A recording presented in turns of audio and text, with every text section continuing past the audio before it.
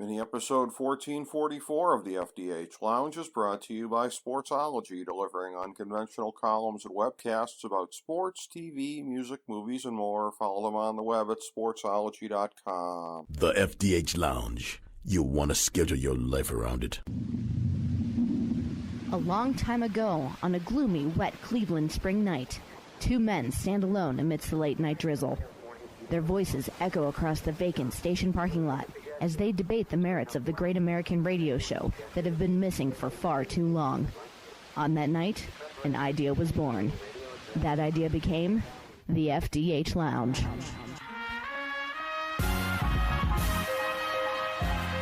Welcome to the FDH Lounge. Listen, if you were to tell me that Roman Reigns was going to break the Bruno Sammartino record, I would believe it. Because they're just going to keep feeding him guys month after month after month that you know aren't going to take him down, and you know they're just marking time until whatever. I think Braun Breaker, if you put a gun to my head, I'd say Braun Breaker like maybe a year from now would be what they do. And we got to sit through another year of this act? He's been friggin' champ since August of 2020, you know what I mean? Again, I don't know, for some reason it doesn't bother me. This is, out of all of the Roman Reigns, like, this one is the best, in my opinion. This version of it, I don't really see as much of it. Actually, it's one of those, like, less is more thing. But, like, it's gotten to a point where maybe it's because it's the reason why I like Lesnar. It's like, going back to the whole, it's the big fight, and it's the this is the moment that's happening right now thing. Like, I get that. I don't know, maybe that's what it is, but it's like, I think this is the best version of him.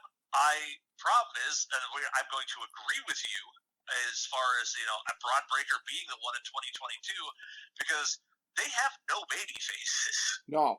Shit, the Royal Rumble was two heels, and they had to turn Seth Rollins into a babyface for that night because they had no one left. Right. Because they were going to sacrifice the only other babyface they tried to make is Drew McIntyre, and then it's like, hey, Big E, remember you're the WWE champion?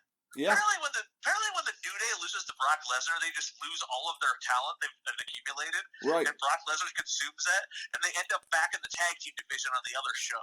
Yeah. And that's exactly what has happened twice. Yeah. I mean, Drew and Big E, those are guys that were elevated, but it's one of these things where it becomes really, really clear. And for all this hokey talk about, you know, Drew, and yeah, he did a tremendous job carrying them through the pandemic and holding up his end of the bargain. But the whole thing of like, oh, he's going to get his coronation at WrestleMania. No, he lost clean. He lost clean to Bobby Lashley before losing repeatedly to him many more times. They squandered what they had in Drew. He came off looking like a loser because of it. Big E, again, that's somebody where, much like Drew, much like the way that they dropped the ball with him leading up to it, that title reign could have given you a mulligan, but they chose not to take it. And you only get one mulligan with these guys. If you don't make them look worthwhile as a champion, they're not going to look worthwhile as an ex-champion, and they're just in the same crowd of geeks here that whenever you have a big Royal Rumble match, you know they're in the crowd of guys that you don't need to care about. Drew McIntyre is the one who got screwed the most, though, because he was in the no fans era, which that was just... Yes. Oh, God. I mean, if you think it's abysmal in front of fans, it's like, which is funny, it's the same thing, just the people, like, I dare say this, the sheep react to it. Right. I'm sorry, but it's like, there's certain things just like every single time they just, you know, react to it. And I'll count myself amongst the sheep sometimes, you know, that's why we continue to watch it. So I have a question, okay? Yeah. Since we're going over the show. Yeah. Okay, so what's next? The Women's Royal Rumble, right? Yeah. Okay, that match, in my opinion, showed so much more about, like, you know, how much they massacred their women's division overall in this company. Right. Because, like, looking at it, I went, like, a couple of years ago, the Royal Rumble in Phoenix, there were no legends that came out that I can recall in the Women's Royal Rumble as surprises being there. They were all people from NXT, and it was cool. It was like, okay, here's, like, you know, a glimpse of what the future is. This was so legend heavy, I guess you could say. Right. And it was so much like substance where it was just like, okay, it was there was a whole lot of sizzle and very little steak. It was like, I don't know, it's like, you pop, because wrestling is nostalgia, which is really weird for someone who doesn't, you know, Don't look back at yesterday. Everything's about tomorrow. Yet makes all of the majority of his money relying on nostalgia acts. Right. It's kind of funny, you know. Yeah, like, true. He doesn't look at it that way. He just looks at it as you're going to make me money. He looks at it as the carny promoter that he is. Well, yeah, and that's the thing here too, is that on the women's side, there are so few women that you are conditioned to even take seriously in terms of being winners. And then they take some of them like Becky and turn them heel just because, I guess, because there's not like one organic feel-good story on the card that you're allowed to have. No, we're going to take the hottest woman that you have as far as an actor. Her and Sasha together. Her and Sasha, when they're both at their peaks, I'd say they're sort of, equally hot acts. But to turn them heel, get people booing them. By the way, you talked about this before in terms of if you talk about dream matches and if WrestleMania was allowed to be something where you would unify the titles. And by the way, looking back to the Attitude Era, okay, do you think it mattered that, what was it, My Network TV, whatever the hell it was, UPN, whatever it was that had SmackDown, and then USA, and then I think TNN having Raw. Do you think they minded sharing stars? They didn't. Because wouldn't you rather share half of $10 million than each have your own $1 million? That's kind of what the analogy is here. You'd rather have half of a bigger pie, I would think. But that is a match right there. You're not going to see it because they're not going to unify the titles. Think about this. You got Bayley, who's probably not ready to come back physically, but could probably handle some type of work, around a match. What about Bayley as special referee? Both titles somehow in the mix. Doesn't matter who the belts are on, but let's say for the sake of example, Charlotte, Becky, and Sasha with Bayley as the special referee. Tell me that's not a dream match for WrestleMania, but you'll never see it. Because those are four of the only women that you're really, supposed to take seriously. Ronda Rousey being another one when she comes back. Bianca Belair's not in that mix because she's another one, like Drew and like Big E, that got bitchified once they took the title off. And you're absolutely right about how dirty they did, both of them and Drew and everything like that. Drew beats Brock in an empty warehouse match at WrestleMania, and Brock goes away. Drew never even had like a rematch with Brock or anything like that. You talk about somebody that they made retroactively look like a paper champion. He didn't look like a paper champion at the time, but they have retroactively made him that and retroactively crapped on what he did to get them through the pandemic. They've wasted him altogether. Yeah, it's very I look at a situation to see where does Drew McIntyre fit into a WrestleMania card. I don't know. Yeah. Realistically, with the way they booked this, I don't know. The only spot I literally don't know. Another one, Lashley. Where do you see him at? I don't know. He'll the probably the WWE Championship, other than unifying the titles. I don't know. Well, that's it. That's it. I mean, sad.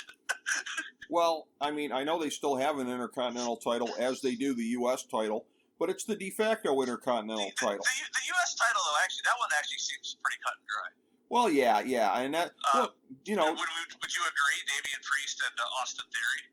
I think so, yeah, and that's okay. where, and listen, and that could be a very good match, and that could be something where, again, if I wasn't pessimistic that they're going to blow it with both of these guys subsequently, yes, but I mean, those are two guys that on paper have everything going for them. They fit Vince's vision. They're both very good and everything like that. But with the crappy state of this roster, with the way they've devalued everybody and gotten rid of so many of the ones that we really wanted to see, that the fans wanted to see, it's one of these things, Jake, where, and again, the fact that they don't really have as much in the way of part-timers anymore. You don't have The Undertaker. You'll never have Triple H again after the heart issue. On and on and on we go. John Cena's too busy most of the time. So you don't even have the crutch. And we criticized them for using the crutch all these years, and this is why, because you don't have it when you need it outside of Brock. I mean, there are no dream matches. In the universe of there's a Raw and there's a SmackDown, and it's not all one pot here of where you can put the best against the best and everything like that. Because again, I disagree with you in that I don't want to see an AEW split. All I want to see, and we'll talk about this more when we talk AEW, I want to see trios titles, and I think they're coming later this year. And I think at that point, it'll be perfect. It'll be the perfect ratio of titles and everything like that to the deep roster. But in the WWE, they desperately need it. And I don't know why. And again, they've brainwashed the networks into thinking you need to have your own product. But I'm telling you, man. No, you don't. Well, yeah. And if the NBC Universal and Fox guys were to ever have any back channel conversations and comparing of notes and everything like that, because that's the thing. Vince has managed to pit them against each other. It's one of these things of like, oh, you're being unfair to this network. But that's exactly the way Vince wants it. Oh, well, to appease you, I'll send Brock over to your show for a couple of weeks. Vince has got him right where he wants him. But if they ever talked to each other behind his back, they'd realize they have a lot more in common on this, and that they ought to be the ones coming to Vince saying, end this crap of two subpar, mini promotions. Let us each be part of at least one decent-sized promotion that might have a half a chance if you abandon all your crappy ideas. So you're in favor then of, as I think I understand it, of getting rid of the brand split entirely. Absolutely. So based on the card, if we're going to do that, based on the cards we have here, would you do for the women's titles? Like, I would redo the triple threat match. If that's what you're going for, it's all about one night. The one from a couple years ago, give us the actual finish, because that finish sucked. Yes, that's it, with Bayley as the special referee. That's exactly what I would do. That's just like you get Rousey, well, wait. Charlotte. Well, no. Rousey's in it. Yeah, Rousey won the Royal Rumble. Rousey's going to WrestleMania. Okay. The main event from a couple years ago. Well, I don't know what you do with Ronda, because my vision was Charlotte, Sasha, Becky. Maybe you do. I like that, but I mean, Ronda's already in the. She already won. Ronda's in the women's title match. All right, I do it as a four-way then. Even though it's not just the four horsewomen, I would do it the four horsewomen, counting Bayley as special referee plus Ronda. That's what I would do. Yeah, just you only need one tag champs. I guess you could keep the U.S. title and the Intercontinental title. They could be the champion of said show. I think so. You could keep them both. You would unify the belts. There's a scenario here where they're not going to do it, but if you did it where and this is without the whole Brock versus Roman Reigns thing here. Or if you manage to have Big E in the mix, let's just say we insert Big E for the sake of argument, because you think of the cascading possibilities that you could have here. Because if you had any kind of tag team unification match, and much like with the women's, you could do it with more than two teams. If you had the Usos and New Day in the mix, that would be representations from that main event match. Women's title match. Let's say you had the women's division always has to have goofy type partners, right? What if your partners as champions were to be let's say Bianca Belair and Naomi? So, and you had the Street Profits in the mix with the tag team match. So it could be like they're conflicted because their husbands are fighting against each other for the tag team titles and everything like that. And Naomi, there's all kinds of ways you could go with interweaving things. Right. There's a lot of layers there, if you wanted to do it, which they never will, obviously, because you have to unify things to do that.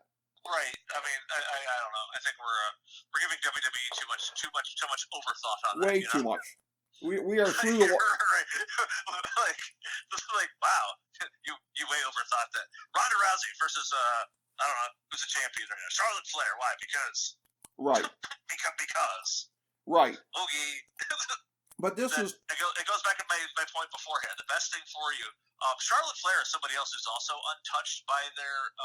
I guess she's in a different. She's on. I guess as far as the women go, her and Becky. They don't really do. I mean, they do this crap that's on the TV for them, but you know what I mean. They're in that other air. They are, and everybody that fights them is jobbers basically. And the whole thing too of like they turned Doudrop heel before Becky Lynch. Has the title match with her, so they're both heels. So it's one of these things like, let's make sure there's no heat in the crowd for this one. I mean, just all the things that they do of where just nobody with half a brain would book things the way that they do. If you had a monkey throwing feces at the wall, and that feces had like pieces of paper in it with the combinations and stuff, and they have face heel alignments. those feces that the monkey is flinging at the wall would still make more sense than the crap they're giving us. I agree. I completely agree. And it goes back to the point we were making before of you're going to spend all of your money on these few stars, bring them across all brands that you can. You're like, hey, Fox, here's Ronda Rousey, here NBC, here's Brock Lesnar. You're going to sell the names that they know, and they know people know, and then people will pay money for it. That's all it is. It's just like a big network game, going back to, the point before that. So every single thing is just set up for Vince doesn't look at things anymore as like, hey, this is going to be next year's WrestleMania. No, right. It's literally, this is going to be Raw. This is going to be SmackDown. Right. Like, there is no real, because you can tell that even when they accidentally fall into things. Right. Like, wasn't Mansoor somehow undefeated? I think so. and they had him lose by DQ on main event or something dumb. Right. It was like, why would you do that? How? It's like, was it CM Punk who once said, you're successful in spite of yourself? It really, really is. And it's funny. And that's the thing, but when you look at CM Punk, he was the first one, and then it was Danielson, ultimately, of where it helped open the door to the indies. It helped turn the tide from where they were in the mid-2000s. And something I talked about previously on the show, and looking back at the history of the company, I talked about this with Kyle Ross. I used to refer to this all the time as the lost generation. Because after the class of 02, they had nobody that came through for years and years and years. That was more or less a lost decade as far as all the muscle heads and developmental and everything like that. And meanwhile, there was a percolating going on in the indies. And then, in the 2010s, some of the guys who should have been called up earlier, did get called up because of Punk and Danielson setting the example of what they could do. Everything comes full circle. Punk and Danielson are now breathing even more life into AEW. But that's the whole thing here of, Vince going back to his roots. That when he was trying to be the monopoly of the wrestling world, it was one of these things where he had to tolerate the other stuff. And he had to tolerate storylines where the baby faces would be saying things like, you don't want me to say the word wrestling. Wrestling's a dirty word to you, Vince. He had to tolerate that kind of stuff. Notice there aren't any baby faces on his shows these days talking about pro wrestling. Everything is in his image. Everything is in his corporate speak at this point in time. And that's why it's worse than ever. You said there's no baby faces on his shows talking wrestling. There's no baby faces on his show. Yeah, true. There's none. None of them worth a crap, yeah. Who's their top baby face? Brock Lesnar? He's not a baby face. I mean, he's a default baby face, basically. I guess. He's the best version. I gotta say this is the best version of Brock Lesnar since 03. Well, it's at least he's showing personality. He looks like he's having fun. I don't know. Well, that's the thing, right, too. Hey, and anybody who knocks him was he doesn't do anything. He's actually doing stuff.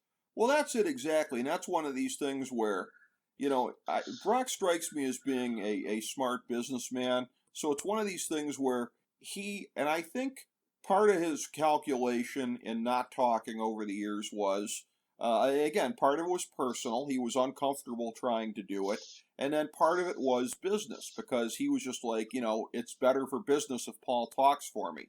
I hope Brock is seeing that part of it, even if it was right at one time, it's not right now, because he can do an awful lot on his own. He has to now that Paul's not there by his side, but I hope he is seeing how good he can be at this, and that this is going to be something we see from him going forward. He's still, though, again, at the end of the day, a part-timer, and this is one of these things where, again, the bitter fruit, I used to say this for years at WrestleMania time, when the WrestleManias would be built around part-timers, and the other guys would look like geeks, and particularly in the pre-network era, when these things would be pay-per-views, or people would have pay-per-view parties, or you'd be going to a place like the late great Harpo's to watch it.